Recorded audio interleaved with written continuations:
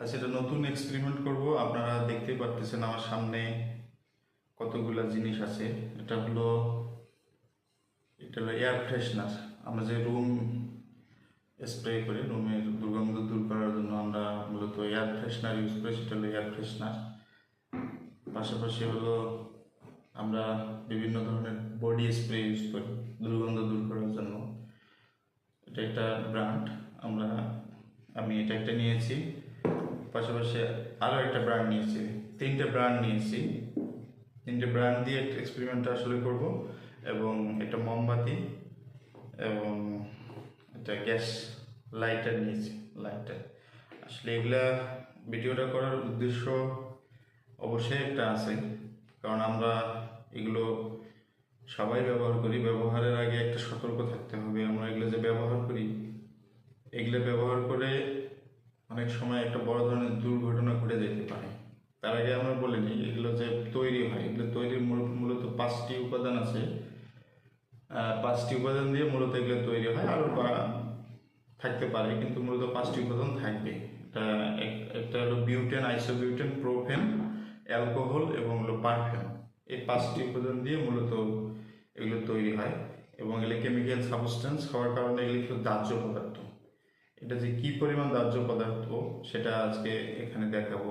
আপনারা অবাক হয়ে যাবেন যে আসলে আমরা এগুলো ব্যবহার করি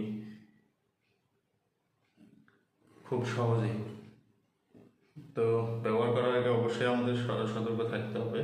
তো আমরা প্রথমে শুরু করি। ব্যবহার করার জন্য আগে একটু মোমবাতি নিচ্ছি।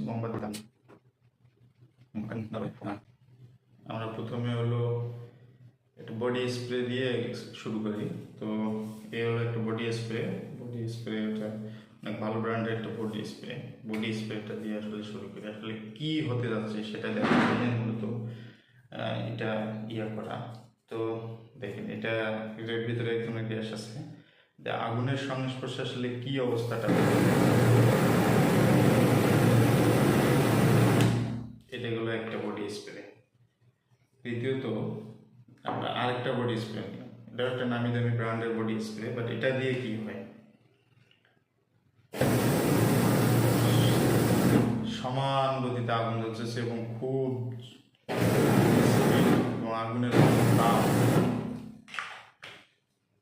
পাশাপাশি হলো আমরা যে রুমে এয়ার ফ্রেশনার ব্যবহার করি, সেই এয়ার ফ্রেশনার নিলাম। এয়ার ফ্রেশনার দিয়ে আসলে কি হয়, আপনার কি আগুন। হ্যাঁ, তো এগুলো মূলত দেখার একটা কারণ আপনাদের অবশ্যই মনে রাখতে হবে যে এগুলো ব্যবহার করার সময় বিশেষ করে আগুনের সংস্পর্শে যেন না আসে।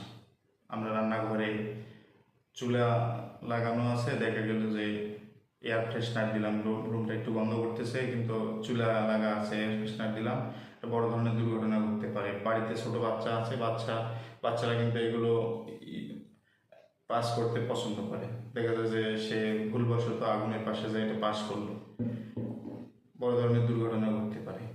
তো অবশ্যই ব্যবহারের সময় সাবধান থাকবেন এবং ছোটরা অবশ্যই এটা ট্রাই করবেন না, এবং আপনার বাসায় একা একা ট্রাই করবেন না। আর সর্বশেষ, যদি ভিডিওটা ভালো লাগে তাহলে অবশ্যই একটা শেয়ার দেবেন। আশা করি ভিডিওটা অবশ্যই ভালো লাগবে। অবশ্যই একটা শেয়ার দেবেন।